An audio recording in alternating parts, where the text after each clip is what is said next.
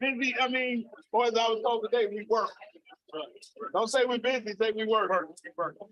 We in these streets. We in these streets.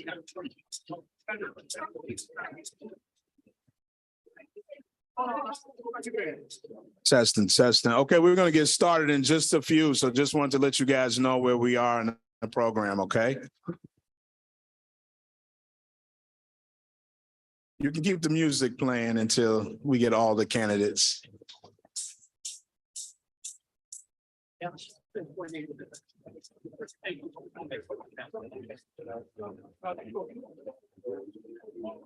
want to do it now, or you want to wait to get all the candidates? Okay, we just have a quick announcement just so that we can make sure that folks who are in need of Spanish interpretation. Gabriela, you want to speak? Thank you. Hello, everybody. I'm going to make an announcement in Spanish. Hola. Muy buenas tardes, bienvenidos y bienvenidas. Quería dejarles saber que tenemos equipo de interpretación, si para aquellos que prefieren escuchar en español, si usted se va aquí a la parte derecha, cerca de la puerta, tenemos equipo que le va a permitir a usted escuchar en español si así lo desea. También tenemos idiomas de señas, si también les gustaría usar los servicios. Gracias.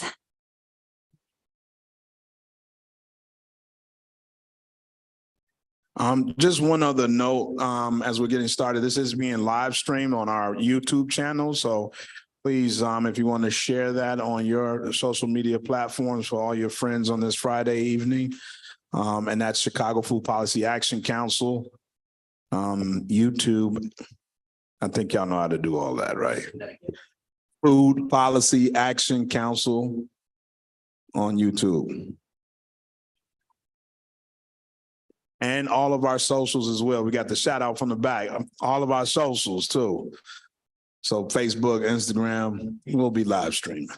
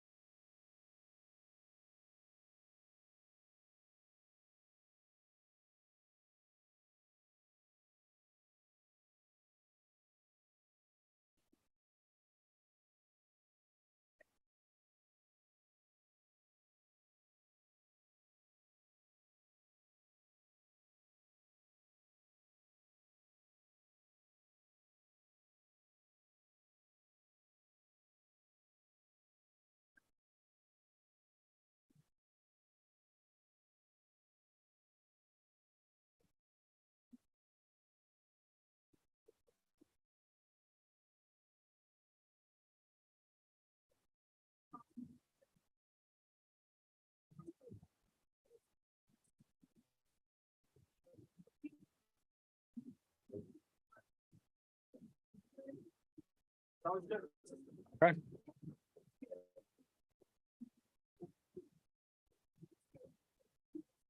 Okay.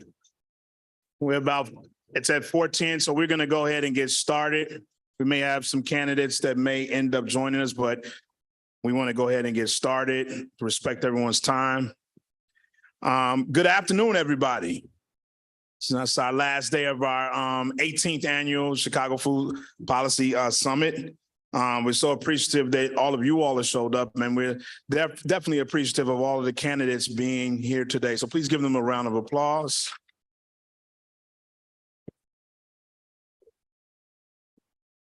No matter what, it is not an easy feat to run for office. I'm sure that all of these gentlemen have been ripping and running across this great city of ours. So we're very appreciative for you all showing up. My name is Anton Seals Jr. I am the chair of the Chicago Food Policy Action Council. And so I'm delighted to be here, and I'll spend a little time with you all today. We're going to kind of just dive in today and just first, let me just give you kind of the rules, and then I'll get into my commentary. So the rules today will be that we'll open, each candidate will have a 2-minute opening statement. And then we have 9 different categories in which we ask the candidates, and there'll be one question that we'll ask, and they'll have 90 seconds or a minute and a half to answer. And then we'll close, and they each get a minute to close. Everybody on the same page? All right, great. So as I said before, these are all the candidates. We invited all of the candidates who are on the official ballot. So we are really appreciative for the ones that have shown up thus far. And we also want to thank all of our partners in the food justice space as well that made this happen over the last 3 days. And so just to dive in, this has been a critical time in the last few years in food justice movement in particular. And so we're looking for the Chicago's mayor to wholeheartedly fight for the rights of communities by seriously addressing these issues. It is vital that the mayor creates processes and also infrastructure within City Hall to center community control, transparency, and equitable pathways for community wealth building. Chicago's food policy and investments should take a holistic view of the food system, including environments where food is produced, processed, distributed, stored, prepared, sold, shared, and celebrated across community farms and gardens, commercial and home kitchens, restaurants, warehouses, food pantries, groceries, corner stores, and cafes. That's a lot. But we always eat, aren't we, right? So policy and investment strategies should support wealth creation opportunities while addressing issues of diet-related diseases, safe and living wage jobs in the food industry, food waste reduction, which is a huge emerging space, sustainable energy generation, access to healthy and culturally appropriate foods, and environmental impacts of industrial agriculture. The mayor has the power to move the city of Chicago into a recognized national leader of food justice, thriving local food systems, and vibrant, healthy communities. Mayoral leadership is key to leveraging the resources and capacity to support collaboration where the city works alongside communities and organizations. So today's forum is to hear from the 2023 candidates on the pressing food justice issues today and inform all of you all and those online what's going and what's happening in our space. So this afternoon, we have President Illinois Representative Cam Buckner. Give it up for Cam. We have Alderman Roderick Sawyer of the Mighty Sixth Ward. We have Mr. Paul Vallis. And we have Commissioner Brandon Johnson, Cook County Commissioner Brandon Johnson. So a questionnaire was sent out to all the mayoral candidates on Wednesday, January 18th of this year.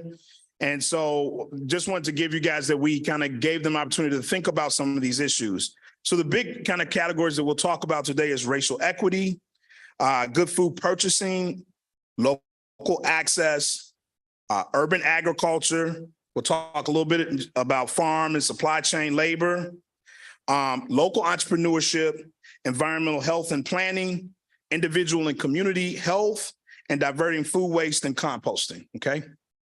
So with that being said, I'm going to start from my farthest right with Mr. Johnson and allow for him to do his 2-minute opening. We have a young South Shore sophomore, right? That's the class of what, 2025? Who is 2026, 2024? Okay, one of those classes, but she is here as our timekeeper today. And so if you pay attention to B, give it up for B. Brandon, I will pass the mic down to you for your 2-minute opening.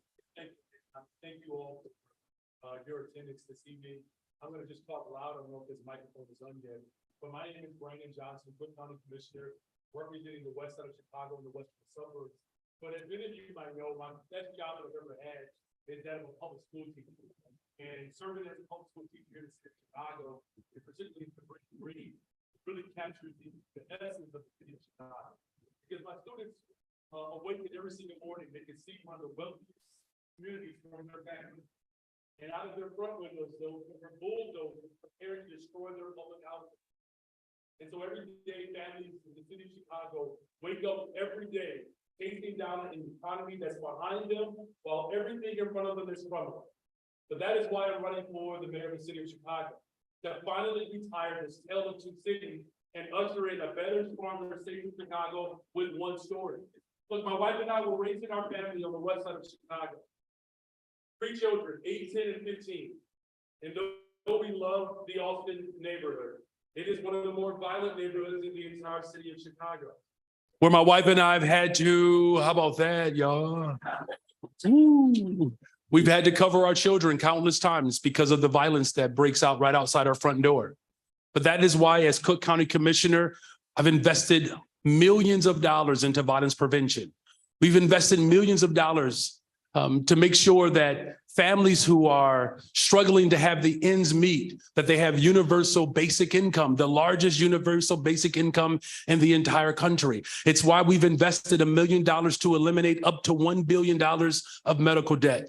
Listen, the city of Chicago has the opportunity right now to move towards equity and justice.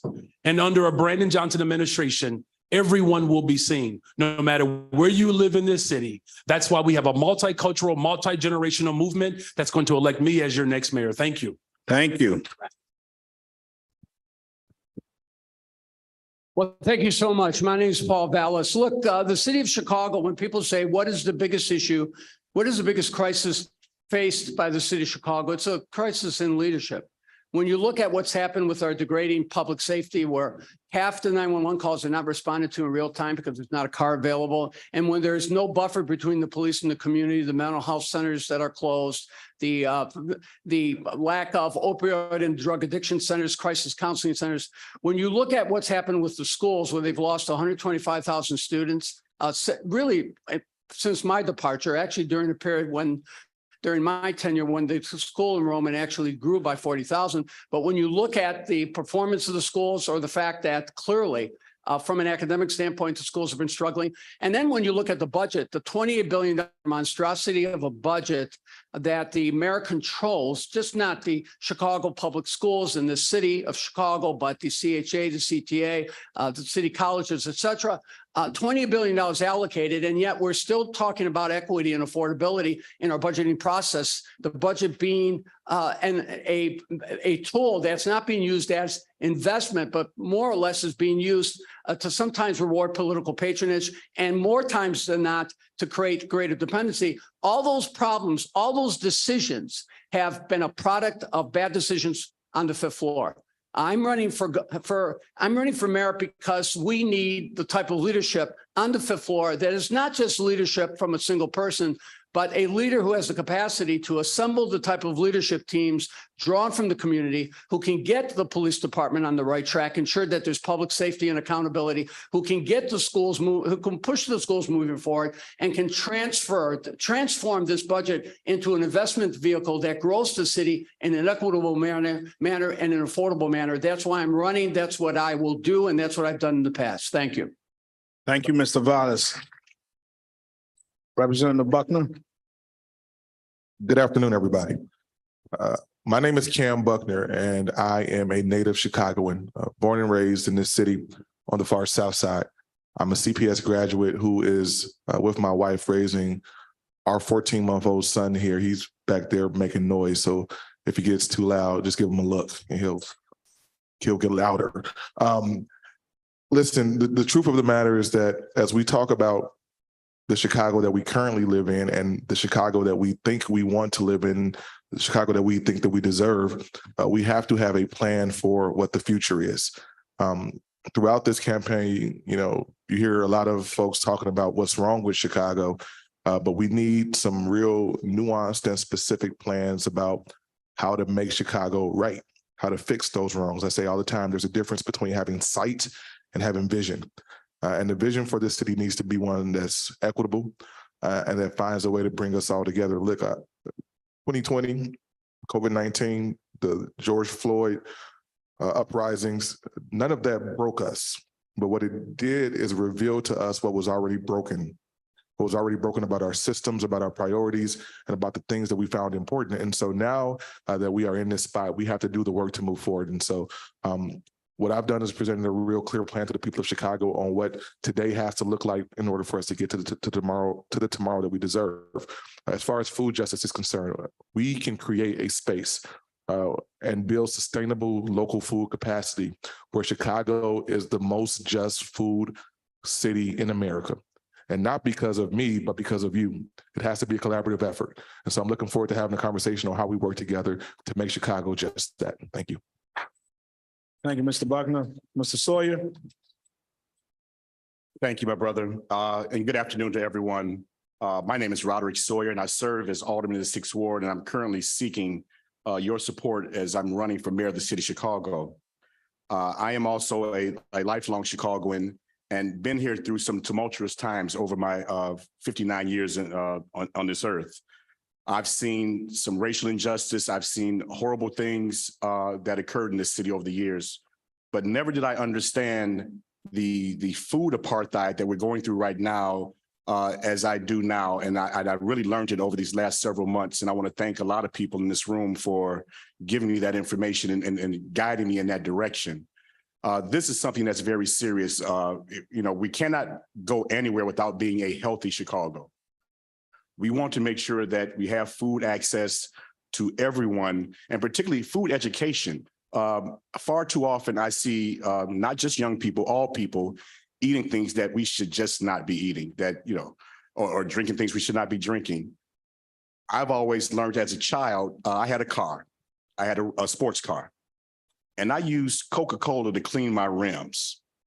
Now, if I'm using Coca-Cola to clean my rims, you think I want to put that in my stomach any longer? I mean, that's something you really have to think about. If it can cut corrosion on rust and I'm drinking this, what's my problem? But but this is something that's important to me because as I'm learning it and doing better for myself, I think it's something we should all do better globally and make sure that we're doing the right things. We're sustaining our environment. We're doing a lot of great things in my neighborhood and adjoining neighborhoods. Anton and other groups are doing great things in the Inglewood general area with food distribution and food growing. It's just phenomenal to me. I'm learning more and more about it every day, and I'm excited to be here today. And I just want to make sure that I engage with you. And I think that I'll learn probably more from you today than you from me. Thank you. Thank you very much. So our first big bracket that we kind of asked was around racial equity. And this has been a topic that I'm sure many of you all are familiar now, and particularly the E word, equity. And so I just want to just lift up just real briefly, Chicago's history has been plagued with racist policies and actions, unfair taxation and redlining and corruption in power. So that still is part of the fabric of the city that we're still dealing with. And so in order for us to build something better, we must start by properly acknowledging the root causes of inequities in particular in divested and disadvantaged communities in Black, Brown, and Asian communities across the city, along with other Chicagoans, in particular poor white Chicagoans who are still burdened with that today.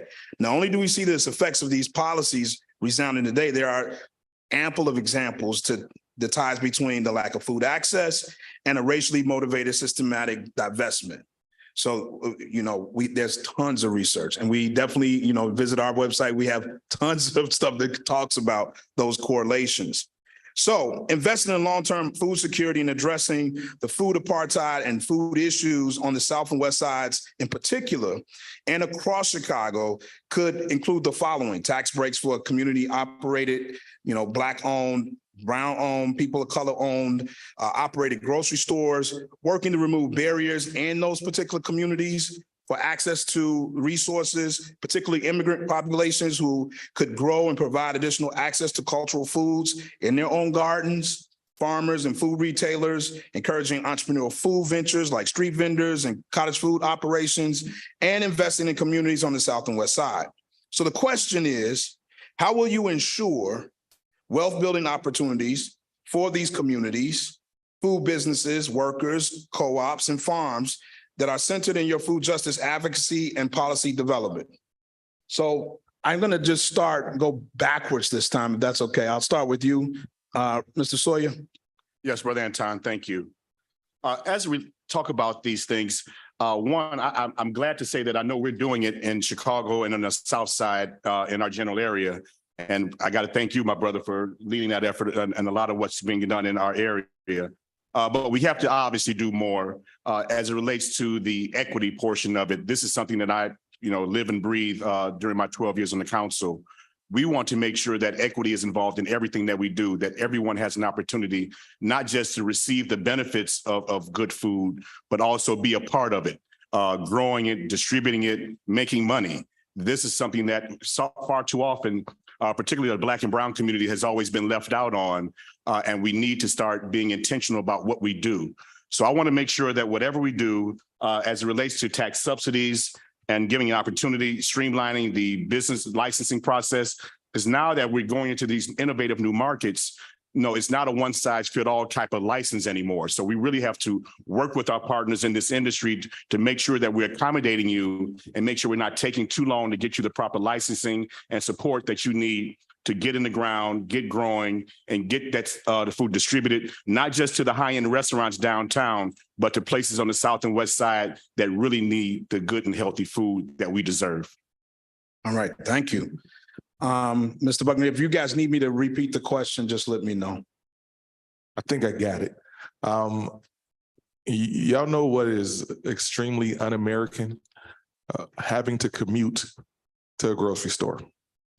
You know what's extremely un-American is not having the ability to feed your neighbors, right? When it comes to local farms and co-ops and the work that we should be doing if we're creating a real village of sustainability. And so the city government has to make these things easier.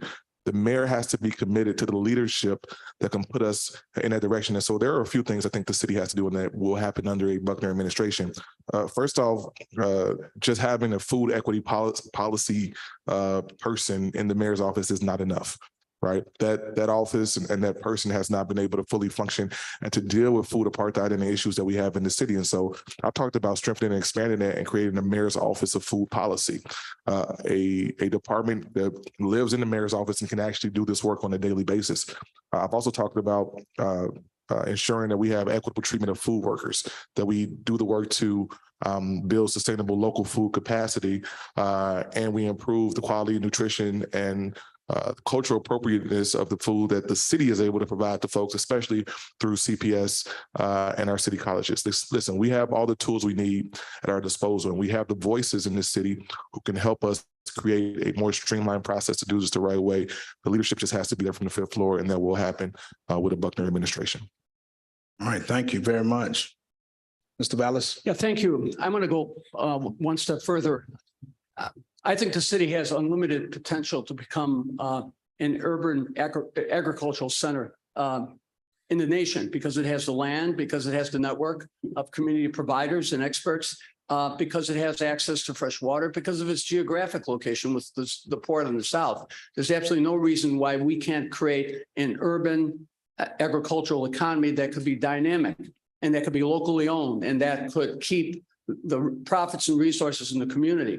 I also think that what that department needs to have the ability to do is, first of all, provide people access to land, remove the zoning obstacles to allowing that land to be used appropriate to urban agriculture, to address the issue of water by providing free access to water, which has always historically been an obstacle, and then to provide grants and subsidies and make equity investments so they can promote the urban industry. I also think what the city needs to do, because now with the Kroger-Mariano consolidation, they're going to close another 20 stores. I think the city should open a series of co-ops, community-owned food markets owned by the community, resourced and provided with supplies from the community. In fact, allow those same food marts to contract out with the schools to provide the schools with the food subsidies, get rid of the privatized contracts that provide for food services in the schools. And I believe if you create those co-ops where they will have free land, where the city will come in and make whatever infrastructure investments need to be made and provide them with a property tax-free, fee-free, fine-free environment, those co-ops can thrive. And there is no reason on God's good earth why we can't have quality food providers in every single community, but providers that are supported and supplied by the community and whose profits remain in the community. I believe that can be done, but you need a department that's going to be resourced and have the ability to focus on those issues. Thank you very much, Mr. Vallis. Mr. Johnson? It's a good thing Thank you for that question. I don't know if you all remember, several years ago, there were hunger strikers working to save Diet High School. And part of the reason why these individuals were on a hunger strike, because they wanted a neighborhood school that focused not only on green technology, but agricultural development so that young people could be on a pathway to a career. I joined that hunger strike as Rahm Emanuel resisted this. And it was a very harsh moment, but it was a victory. And what we have seen throughout ages in the city of Chicago is that the financial woes that we are experiencing right now are the results of the failures of the past administrations. And it goes all the way back to the 90s. And so that's why one example about how we ensure equity, I put forth a resolution, the County Board of Commissioners, it's called Budget for Black Lives. Now, there are those who saw it just as a symbol, but it was that resolution that turned into the hundreds of millions of dollars that the president used as part of her equity plan to invest in people. The way you ensure it is by making it a part of your budgetary infrastructure. I'm the only one who has produced a budget plan to ensure equity. We eliminate the deficit within the first 4 years of my administration while making up to $1 billion of critical investment, particularly in the neighborhoods that have been starved the most. Defunding of schools, defunding of housing, defunding of mental health, defunding of transportation that end under my administration. I'm going to be your investor in chief. We're going to do it in an equitable way. Thank you. Thank you so much. Before I move on to our next category, which is good food purchasing, I want to welcome Jamal Green. Also, welcome him, please. All right. And so, Jamal, what we were asking in this first category, and then we'll, maybe add some time on the end for your close, was around racial equity in the food justice space. And so the question was, how will we ensure wealth building opportunities in Black and Brown, Asian, and Indigenous communities for food businesses, workers, co-ops, farms that are centered in your food justice advocacy and policy development? Yeah, first of all, thank you so much for having us. So amazed, and I love being at USC and seeing all of you. This is such an important issue. I'm actually just leaving a group of organizers on the West Side in Austin, Commissioner Brandon Johnson's district, who were fighting for a grocery store. And, Austin and the West Side of Chicago is a food desert, and they have to go miles away just to get groceries. I've spent many years giving out groceries to neighborhoods like Altgill Gardens, who is on the edge of the city without transportation or without a grocery store. This is insane. Every person in the city of Chicago should be able to access fresh fruit and fresh produce. And that's going to change on our administration. So I heard one of my colleagues talk about co-ops. It is important. The city needs to really get involved and play a part in putting forth the capital to build grocery stores in these neighborhoods and stop waiting on private developers to take our tax breaks and then leave whenever they want to. Whole Foods just left in Inglewood, right? And so what we did was we partnered with a company called organization Love Fridge, and Love Fridge put a free fresh produce around the corner, and our solar panel company built 100% solar system to power the fridge. So the fridge is free and it's powered with solar, and that's the power of partnerships and organizations coming together to make sure that we can have sustainable options. And then we also I'm sorry, it's 1 minute, 30 seconds. I thought I had an extra few minutes. Okay. On the close. Right. Since you missed the opening, I'll make sure you No get some problem. time on the end. Okay, so, because we got 8 other categories, and so I want to make sure you get through, but thank you for that, and thank you for coming today. The good food purchasing. So the city of Chicago's city council passed, and the passage of the good food purchasing policy as a resolution in 2017 was an excellent first step in the city in terms of reshaping institutional procurement, priorities, and practices. And so GFPP simply commits the city's public meal programs to assess the transparency, equity, and accountability of their purchasing process and practices, and shift their food spend towards local, sustainable, healthy, fair, and humane food products over time. And so we think this is really important as a vehicle and a tool. So one of the things, in order for these institutions to seriously impact the food system for equity and sustainability, they still need long-term financial support, technical assistance, aligned procurement policies, and coordination from the mayor's office. So the question is, how will you reduce barriers for Black, Indigenous, brown, and Asian, BIPOC, which I usually kind of just try to include everybody because I'm not really with the people of color because, just as FYI, this is an Anton thing. Farmers and food businesses that want to supply food to city-run community food access sites, schools, senior meals, summer meals, emergency food, festivals, and et cetera. So that is the question. How will you reduce barriers for these farmers and food businesses, disadvantaged food businesses that want to supply food to city-run community food access sites? So I'm going to start on that this time with Mr. Johnson and work our way back this way. Yeah, thank you. One of the things that happens a lot in other communities, small farms are able to be seen in local neighborhoods, right? So local farmers markets. I mean, these are things that we can initiate throughout the entire city of Chicago. So one of the ways in which we ensure that it happens, you actually have to invest in it. Again, I mean, all of this comes down to how much we love people. And based upon our love for people will determine how much we invest. And providing technical assistance, making sure that we are streamlining the process, opening up opportunities to become a vendor within all the sister agencies, particularly within our schools. I mean, these are things that can be spearheaded by you all. You're going to have a friendly administration, especially in this regard. So several years ago, I might have been able to fit a larger suit.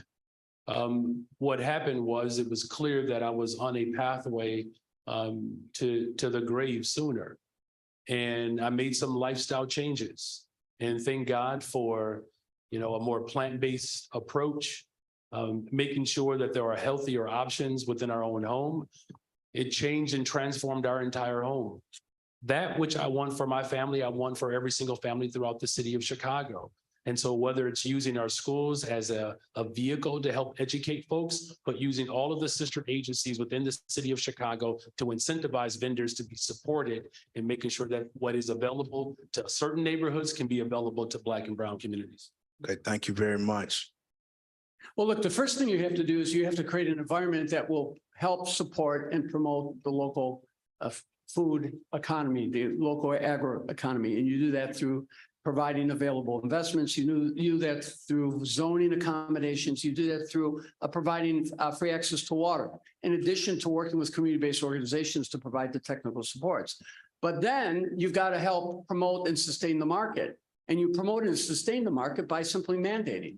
I mean, why can't the schools purchase from local agro providers? Why can't the food that is provided to the schools be provided by local restaurants who in turn are purchasing their commodities from local providers? All the city has to do is mandate. Not only mandate that city companies or that restaurants or individual developments that are benefiting from city incentives conform to the mandates, but the institutions that the city runs and controls, like the schools and others, conform to the mandates. So first, you've got to create the infrastructure to remove the obstacles to promoting this industry, as I've articulated, and then by providing the mandates, because the city is a multi-billion-dollar purchaser over an extended period of time, you've got to create a market so that you can begin to sustain the industry with the public sector market. Thanks. Thank you so much. First off, Commissioner Johnson, if you got some of those bigger suits, you can go ahead and send them over to your boy. Thank you.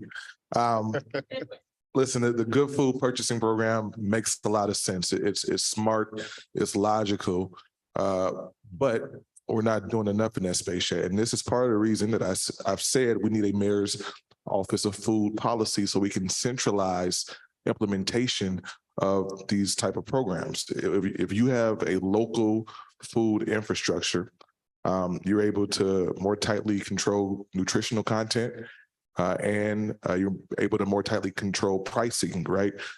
Which gets down to the people on the ground level in a better way. When we talk about how much food the city of Chicago purchases, it's is high. It's a lot compared to any other entity in this state and in this country. And so we have the opportunity to support local economies, to build a value workforce, to have both nutritional and economic sustainability, and create some animal welfare in the process. But once again, we have to be able to centralize this. It has to come down from somewhere, which is why we need this agency, this department within city government to actually exist, so we can have some uniform standards. And once again, make Chicago the most just food city in this country. I remember when we passed the good food purchasing policy in Chicago, I think around 2017. And I want to make sure that, it was a great initiative. And I believe that it leads to us having an equitable, healthy, fair, and humane and sustainable food policy. But what we have to do is implement it. I would like to do what we've done locally in the 6th Ward. I had a group that came to me a few years back, and they wanted to operate a co-op. And the neighborhood was initially hesitant, but we spoke with the neighbors, got them to understand the importance of this. We assisted them in securing grant financing. And the group is called Shy Fresh Kitchens. I don't know if anybody is aware of Shy Fresh Kitchens, but Shy Fresh Kitchens is on 71st and King Drive. It's a co-op run by returning citizens, primarily women, and they sell their goods to schools, hospitals, prisons, other places. This is type of development that we need in the city of Chicago on a citywide level. We need to make sure that we can raise up our citizens, and especially those that have been historically disadvantaged and left out of productive policies in the past.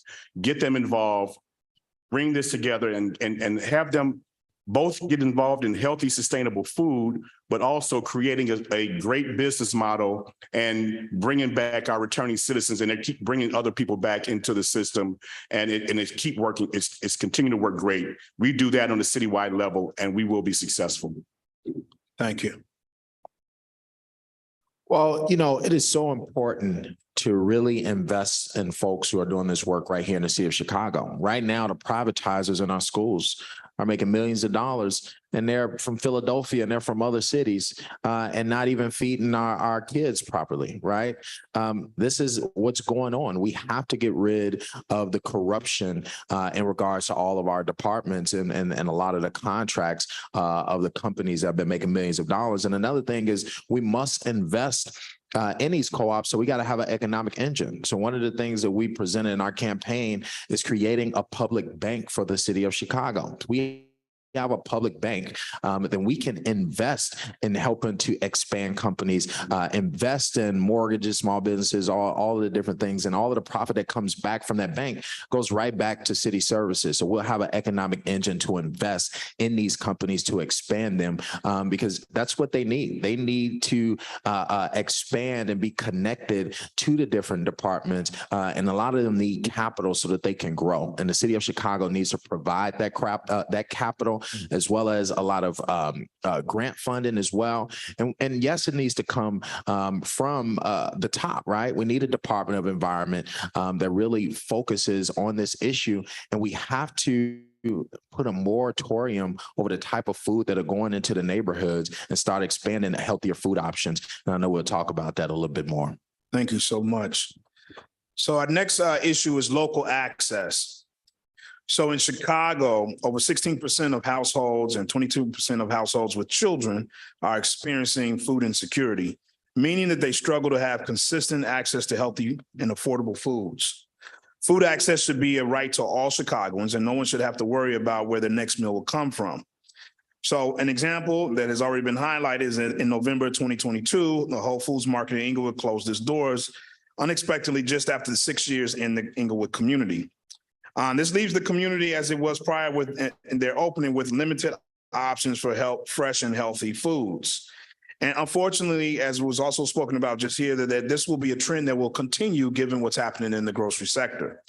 So with that being said, what policies and programs would you implement that would guarantee every neighborhood has fair access to fresh, high quality foods? And we're going to start on this side with Mr. Green.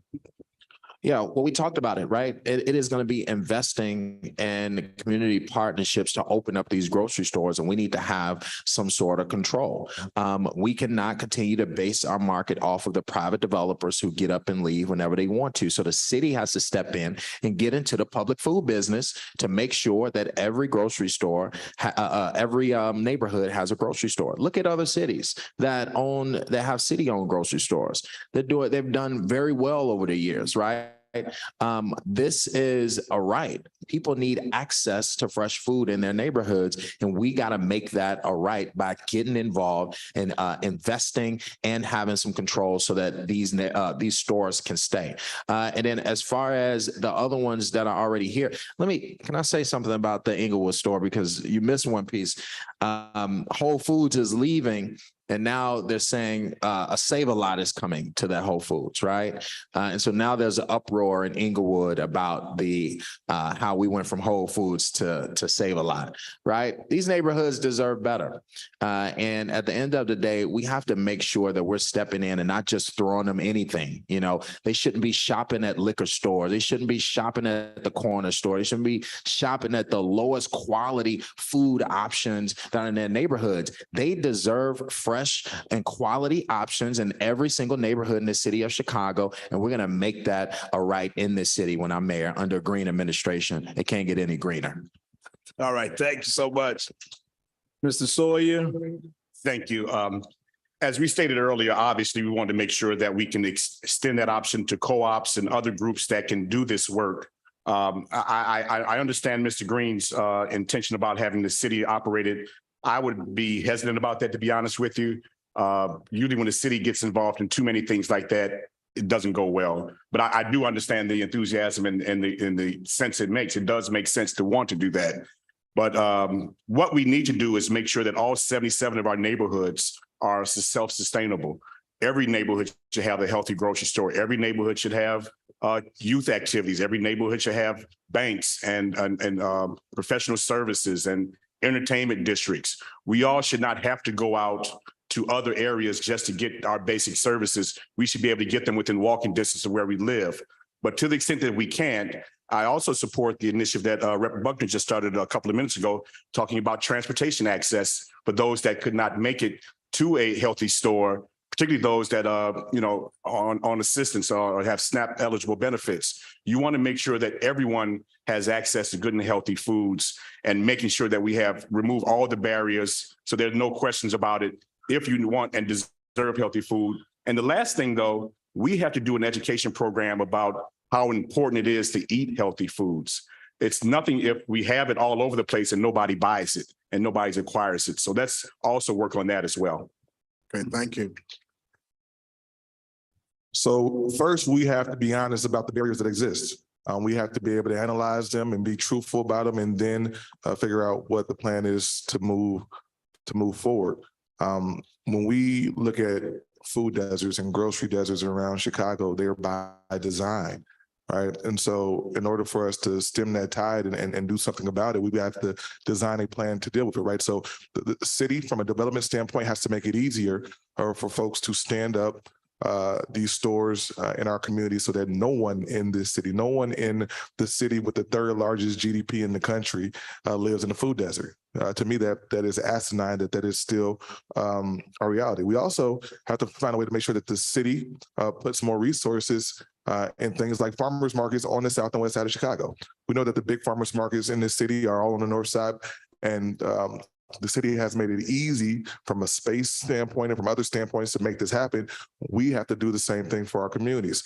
And the last thing I'll say is this: when it comes to the grocery industry, I know I'm assuming that most of you all have had situations in your life where somebody you love, whether it's your cousin or your brother or your sister, is in a relationship with somebody, and then when they break up with them, then you're supposed to break up with them too, right? We dumped Rahm Emanuel, and then Whole Foods dumped us.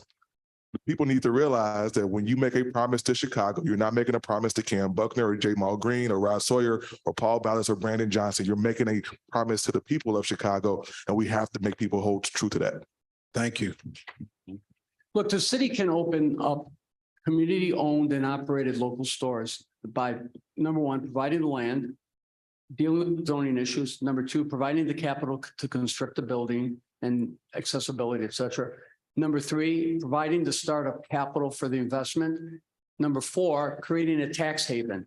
So those who are operating are not subject to, they're almost like a tax-free governmental institution, treating them as not-for-profit. If you do that, that operation could be sustainable. And initially, the city can work with some of the big providers to connect them to their supply chains. But more importantly, over the long run, the city can actually connect with local producers and to give those producers access to those stores. So there's no reason why you cannot create these stores all over the city and turn over ownership of these stores to the local community so they're community owned and community operated.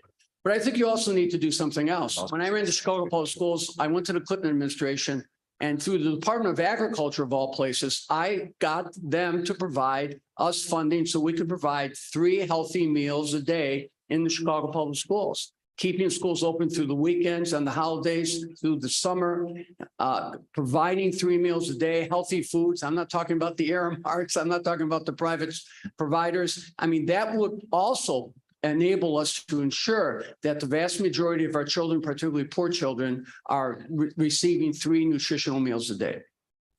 Great, thank you. Mr. Johnson. Yeah, I really appreciate this segment of the conversation because it was Chairman Fred that made sure that the United States of America prioritized feeding Black children in particular and brown children. It was not a government idea. It comes from a deep spirited space of Black liberation in particular. And that's why it's important that in order to, you can't invest in people that you don't listen to. That's the problem with government. Stuff shows up that we didn't ask for, and then when it doesn't go well, they blame us. So my administration is going to prioritize the voices of people.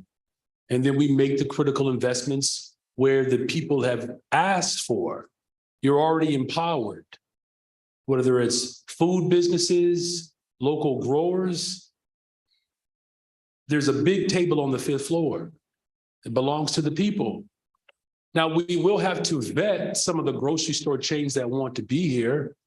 You know, I firmly believe that if you have a grocery store, that you should be committed to unionization so that there are good paying jobs to create an economic stability within communities to support the local spaces that are ultimately growing and supporting the community.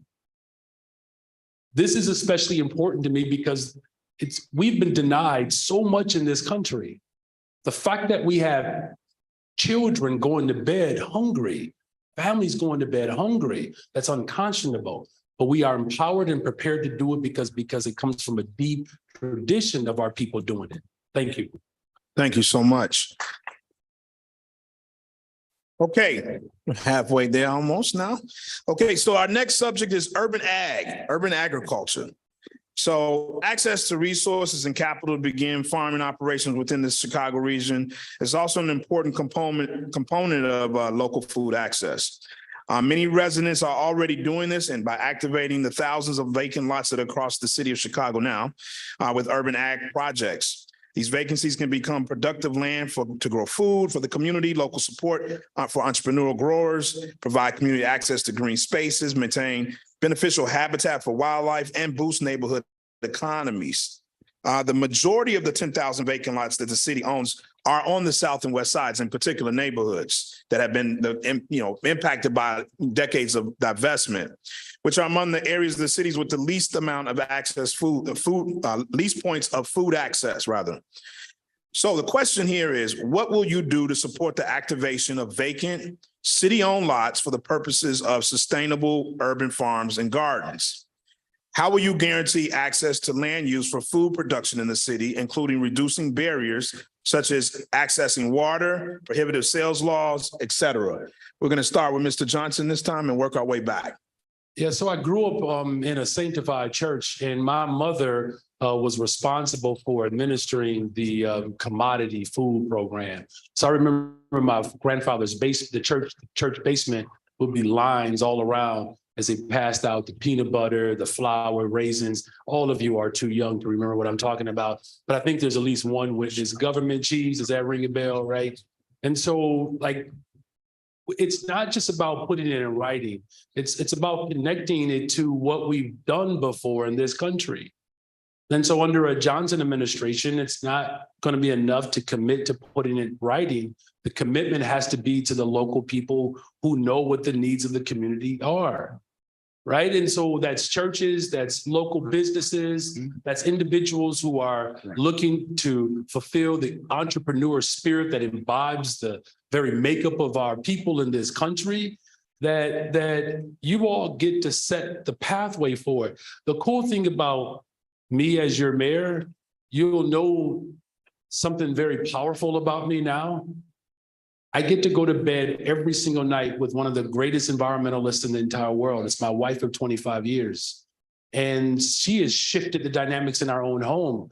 I wanted our backyard to look like Wrigley Field, but our backyard looks like a place where we can actually grow our own food.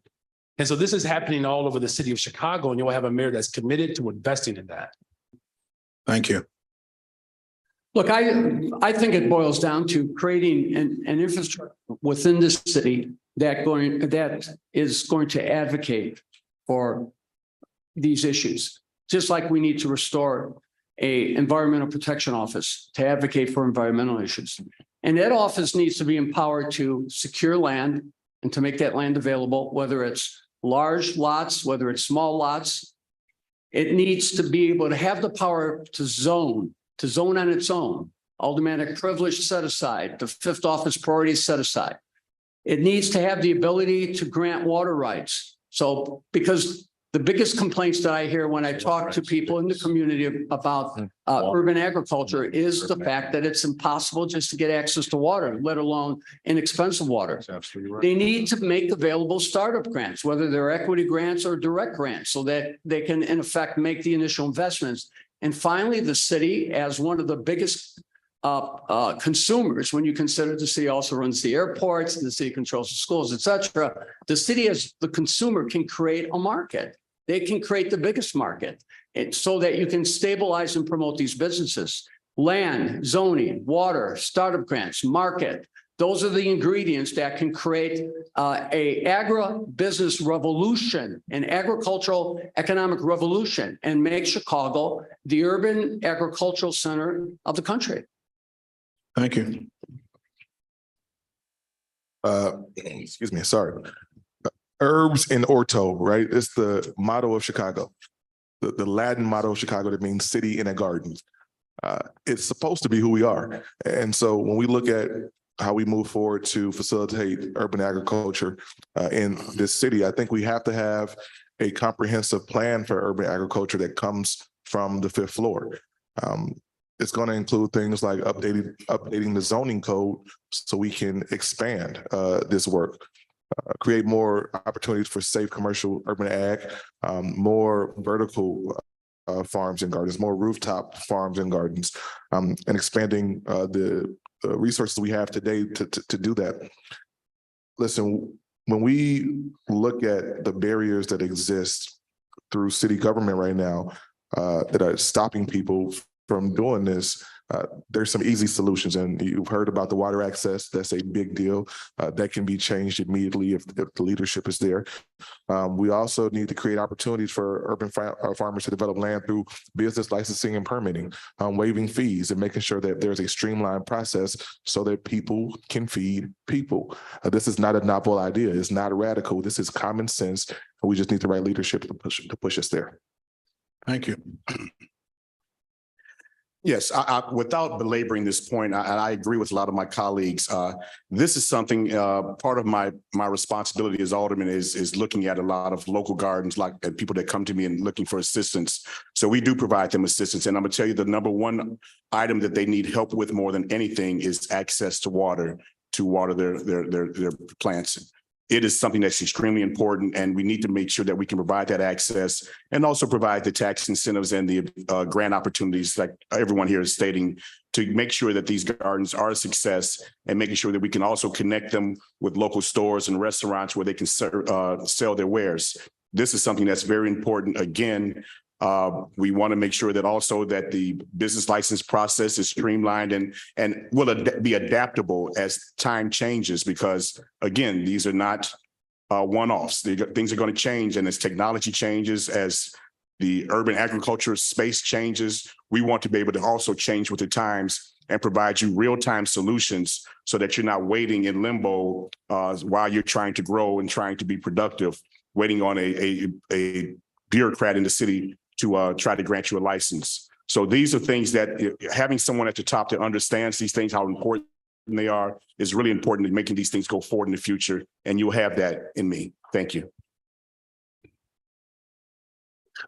Well, let me just say that when I'm mayor in a few months, the first lady, my better half, is a vegan biologist, and your mayor last name is Green. You can't get more greener than that.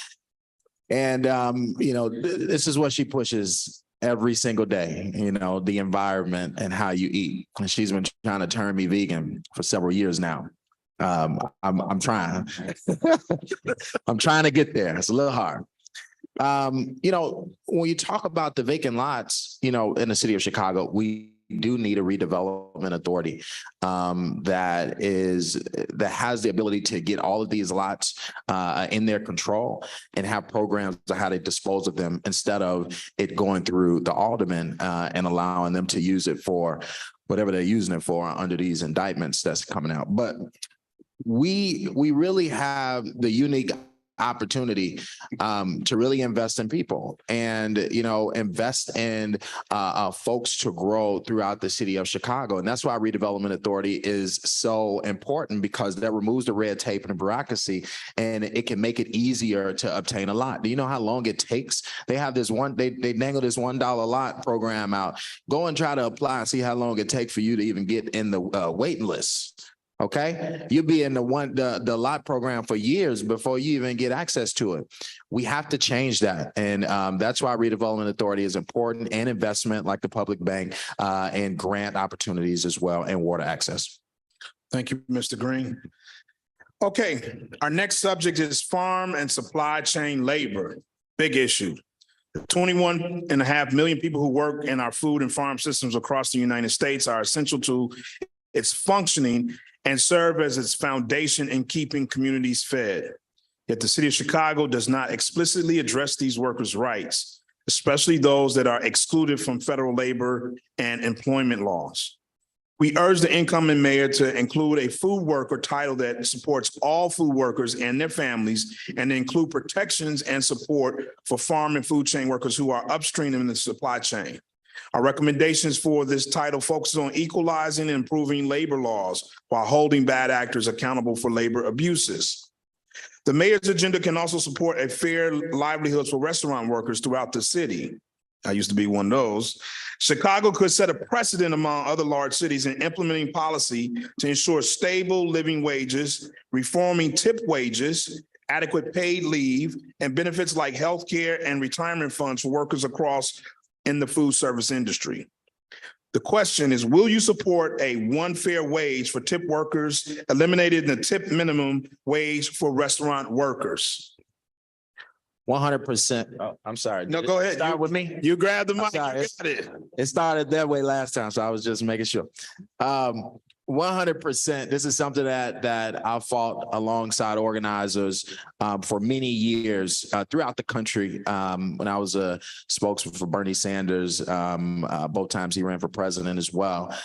This is such an important issue, and I don't know why we're still debating about it. It needs to get done, and by the time it's done, it's just like the minimum wage. They take all these years to move forward a minimum wage, and then the cost of living is so high. So now we got to look at it again. Right? This is an important issue for our administration. We will fight for it and make it a key piece to make sure that we are protecting workers as well, and all the things that you talked about. It makes no sense that in this country, I look at railroad workers and food workers. Workers are under attack all throughout this country. And, they can't even get paid sick leave for a few days. We're fighting saying we want 7 days of paid sick leave. I mean, why should we be fighting and organizing for that? These are human rights that should be given to all workers in this country. And while our CEOs and corporations are making millions and billions of dollars, the workers who are actually on the front lines and doing the work can't even get basic and decent human rights. That's not going to be the case under our administration, and we're going to step up and fight alongside workers. We will have a workers' rights administration. Thank you. Thank you.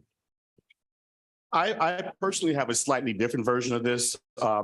This is something based on personal experience and talking to a lot of tipped workers.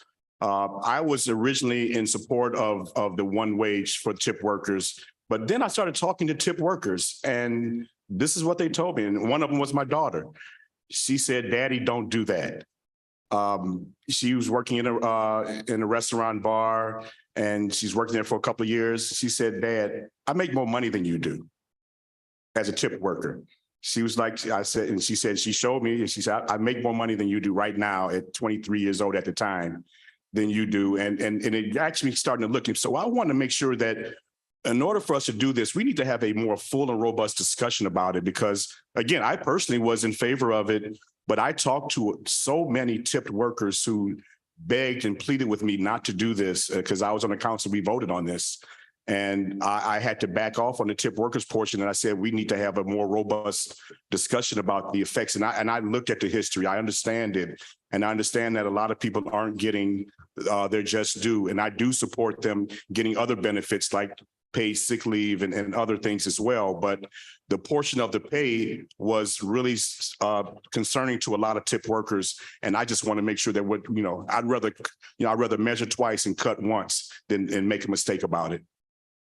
Thank you. So our food service workers are absolutely essential workers on the front lines.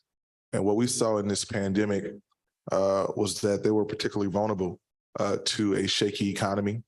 We saw, I think, more jobs in the food service industry go away during this pandemic than any other industry in this country, right? And so we've got to look at this from a holistic standpoint to be able to deal with the inequities that exist, but also, like Alderman Sawyer just brought up, not to put anyone in a worse position because we're putting forth legislation or policy that creates some unintended consequences. The truth of the matter is this, right?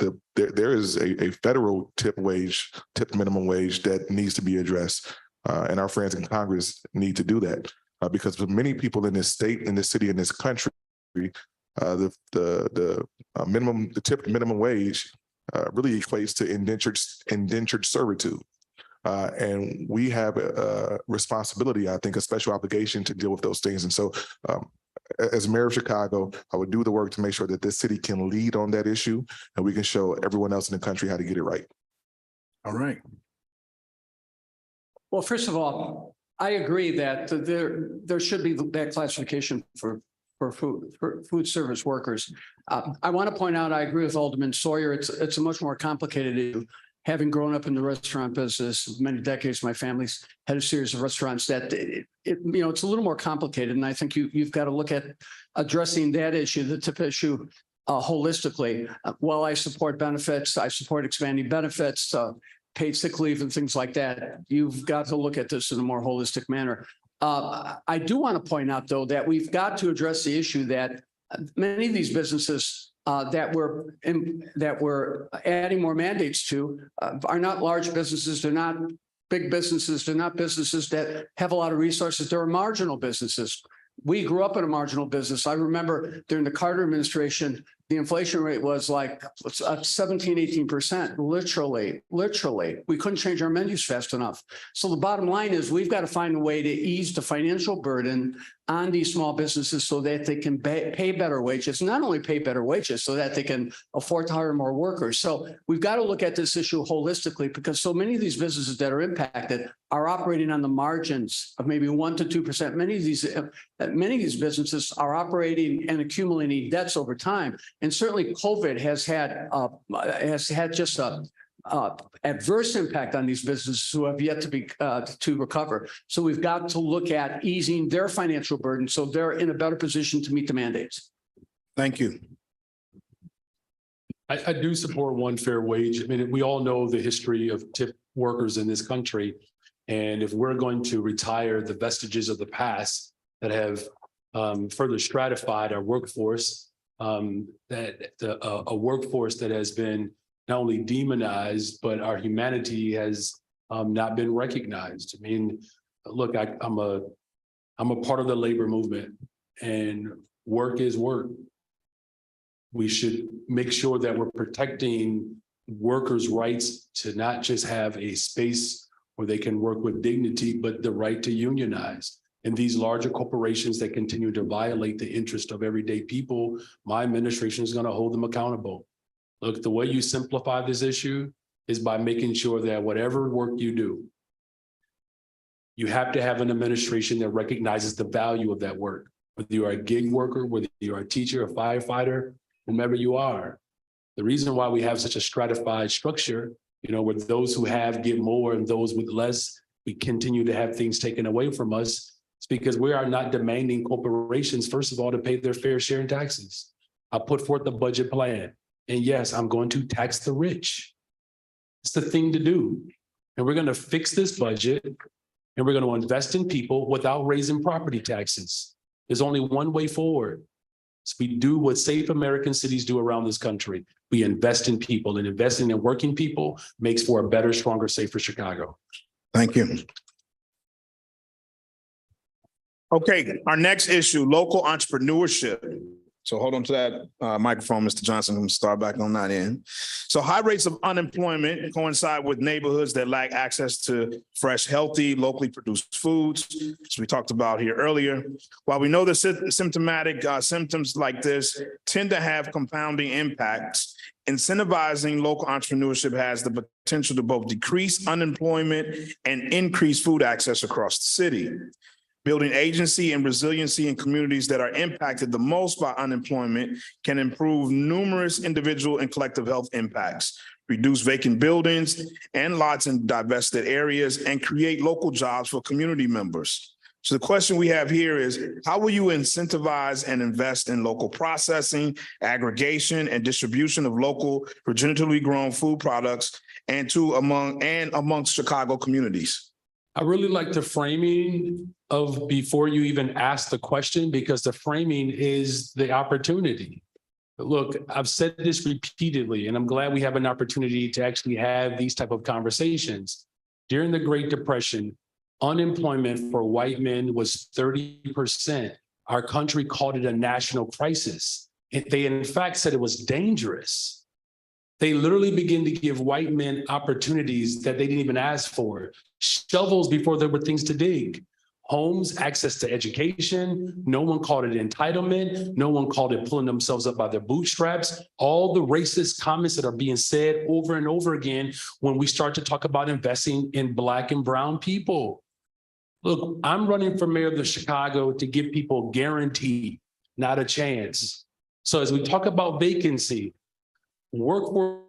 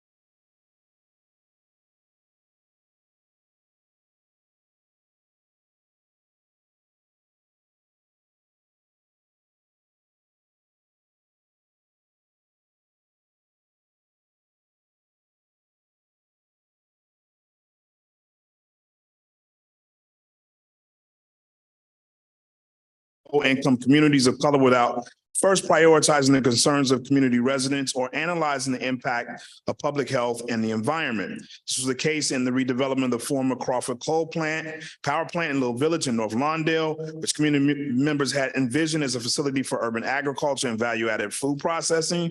Instead, the City of Chicago City Council approved a nearly $20 million tax break for a distribution facility that would adversely affect air quality in the area. A similar situation happened in the potential relocation of General Iron from the affluent Lincoln Park to the working class Southeast Side. Organizers fought for months and even leveraged a multiple day hunger strike. Shout out to Olga, with very little acknowledgement from the city of Chicago. This development practice continues to disenfranchise frontline communities and exhaust already limited resources without proposing alternatives that promote health and wealth in communities. So the question is, how will you support green economic development in these communities, in Black, Indigenous, people of color communities, entrepreneurship in these communities, including renewable energy, green transportation, food waste, composting, stormwater management, habitat restoration, and energy efficiency programs? I'll pass it to you, Mr. Green. What's this, a 10-minute question? God, you want us to It's be a 90-second question. We'll I be know, all right? day talking about all those things. Well, choose one that's close to your green. For sure. I'm green, so all of those things are close to me. There you go. And we need a Department of Environment, a fully funded and a fully staffed Department of Environment that focuses on these issues. That's what is important right now in the city of Chicago. Look, climate change is real, and we have to acknowledge it. We need a city level Green New Deal, and we're going to make sure that we have the best plan that mimics the plan on the federal level.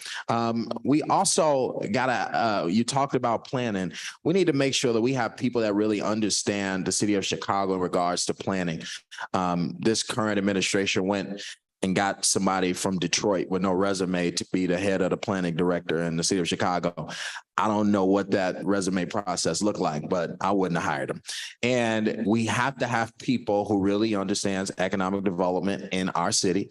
It's going to make it easier to connect with the folks who are trying to develop in our city. Now, when you talk about, EV infrastructure, our bus fleets need to be fully electric over the next couple of years. We should be having manufacturing companies, manufacturing companies here that are building electric buses and electric fleets. We have the opportunity. We're a world-class city, and we have the opportunity to really invest in making this city greener. Decarbonization by 2030.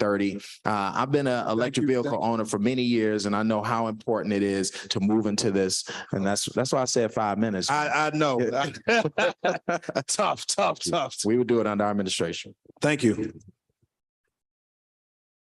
Of course, I join in the call for having a commission level Department of Environment.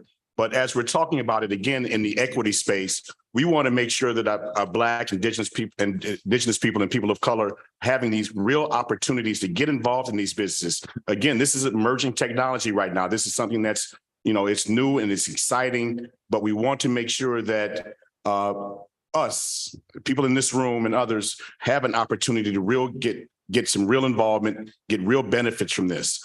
So that as a mayoral initiative, we want to make sure we provide grants and opportunities for those that want to get involved in the green technology, want to get involved in composting and electric vehicles and all the wastewater management. These things are very, very important, and they potentially could be lucrative. So we want to make sure that when people decide to get involved in this, and I say all the time, you can do well and do good at the same time. You can do both of these things together and benefit the economy and benefit the ecology as well, and make sure that we're doing what's right for everyone, getting access to food, getting access to energy and renewable resources continually. That would happen, and we will make sure that that intentionality from the mayor's office will provide this type of resource to the masses in Chicago. This is one of the most important issues in this election. And unfortunately not enough people have talked about it and asked questions. Literally, we live in a city where Black kids, brown kids, and poor kids breathe dirtier air every single day than any of their other counterparts. That's not okay. We have to have a plan forward for that. Listen, this is extremely important to me. I stood with the people of Southeast Chicago during the General Iron fiasco. And Anton's right. Shout out to Oka Bautista and the work that they did there. I stood with the people of Little Village during the Hillco fiasco. I stood with the people of Pilsen when the Sims metal shredder situation began to take form. I've put forth a comprehensive clean energy, climate justice, environmental plan for the city of Chicago. Most people in this race have not done that. I've got a standalone plan on how we move the city forward, and it deals with everything from decarbonization to dealing with our lead pipes to making sure that we have real equity in this space. We cannot continue the way we're going. We are poisoning an entire generation in this city, and we have to have a way forward. The last thing I will say is this: take a look at who is up here and think about who is not. If they did not show up for you tonight, do not expect for them to show up for you for the next 4 years.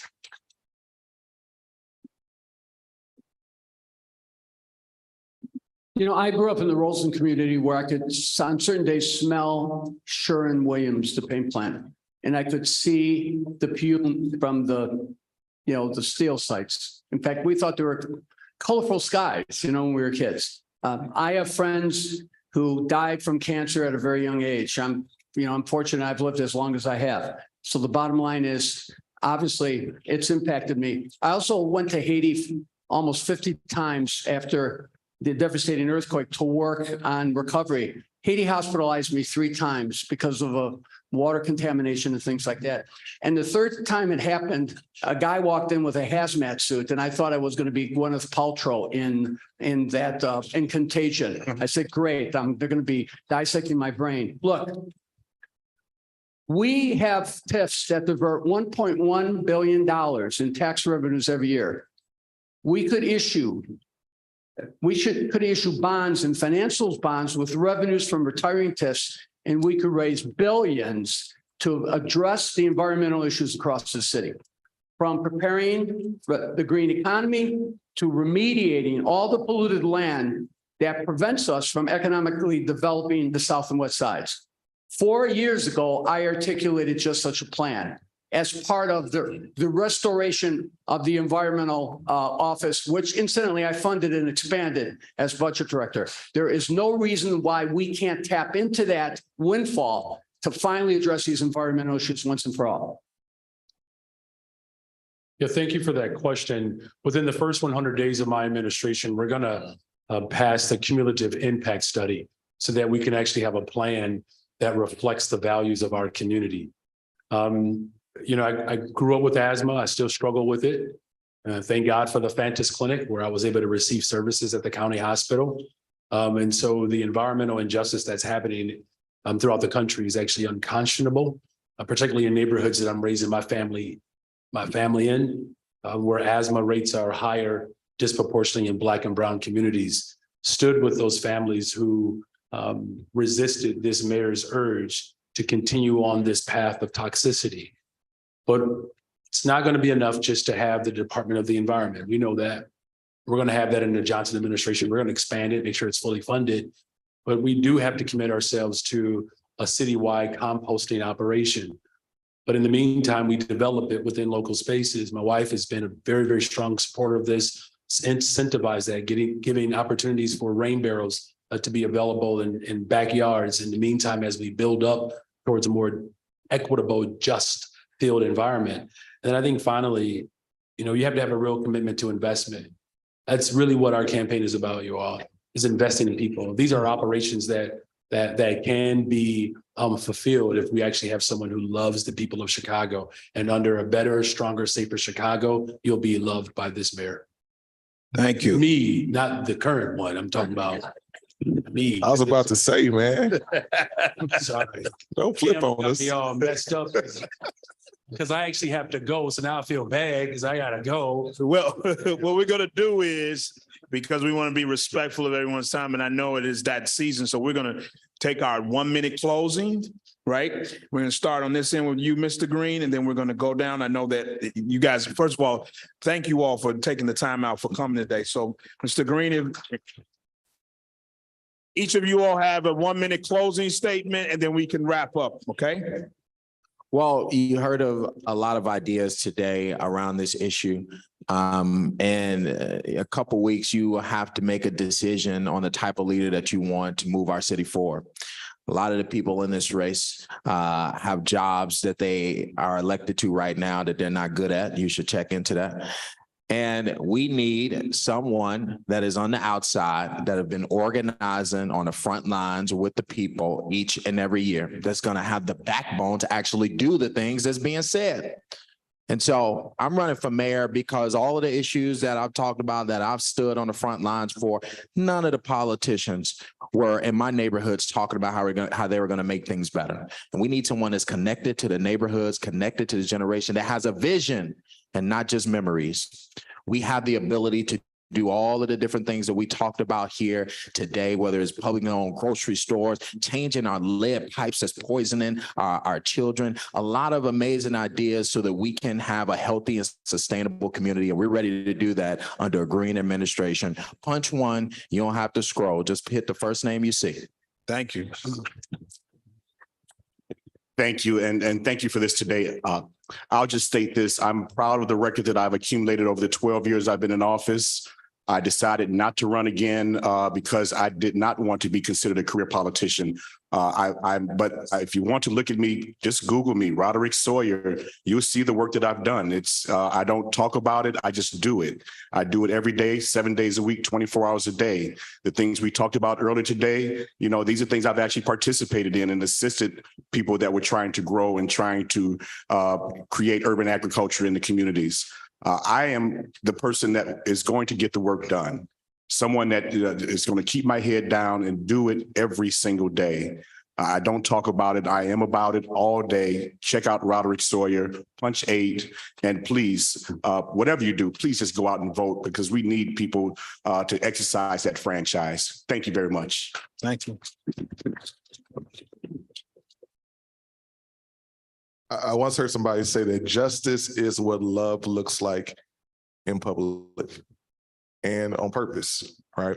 When we talk about true justice for Chicago, whether it be environmental justice, whether it be food justice, whether it be having an actual criminal justice system that has justice at its core and not profits, then we have to make sure that we are doing the work to bring people along together. We have to feed our people. That's what this was about.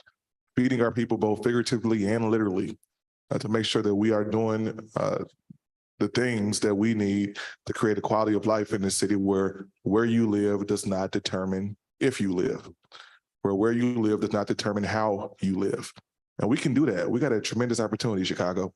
And so I'm asking for your support to help us begin the work to fix Chicago. I don't want to be mayor of Chicago. I want to be mayor for Chicago. So together we can do this work. Punch 3, Cam Buckner. Thank you. I want to thank you on a great forum. I mean, we do a lot of these and we, again, with my colleagues here, we've been, I don't think we've missed one, and all too often, all you see is 4 or 5 of us. So I want to salute everybody for coming, but it's been a really relaxed atmosphere. Look, I'm an institutional guy. Now, of course, Jamal will probably say, yeah, I probably need to be in an institution for running again. My wife certainly thinks so. But what you've got to do is you've got to create the infrastructure that provides the resources and ensures accountability. And you know, urban agriculture is like it's gold is in the ground, the land, the water, you know, the space. I mean, all the potential is there if we simply give ownership to an entity that can drive this through. It's about free land. It's about free water. It's about removing the zoning obstacles. It's about providing startup grants, and it's about providing a market. The potential is there. Let's create the infrastructure to get it done. Thank you very much. Well, thank you. I'm running for mayor of Chicago to build a better, stronger, safer Chicago. And I don't know if there's anyone in this race that has greater incentive for the city of Chicago to be better, stronger, and safer than someone who has the lived experience. Look, my wife and I are working hard to make sure that our children have the best possible life. Unfortunately, though, throughout the city of Chicago, we don't have guaranteed access to fully funded neighborhood schools. That's why I'm running. Guaranteed access to mental health services. That's why I'm running. Guaranteed access to a reliable, safe transportation system. That's why I'm running. Guaranteed access to housing. That's why I'm running. Guaranteed access to an environment that is clean. Guaranteed access to be able to have a meal. Look, you all know my campaign is catching fire. I'm humbled by it. It's a grassroots movement from all over the city of Chicago. A better day is possible with an administration that's willing to invest in people. And that's what I'm going to bring to the city of Chicago, the investor in chief, brandonforchicago.com, punch 5. Thank you. All right. And there we have it, the ending and closing of the Chicago Food Justice Mayoral Forum. Everybody, please give the candidates a round of applause again. Thank you all for coming out and spending time and answering these questions. Thank you all for coming out and making this a great day. Thank UIC for hosting us. Thank the Chicago Food Policy Action Council staff and our network, our Rise On Network, for making this all possible. We will see you again next year. Thank you, and thank you. The struggle continues. All power to all people.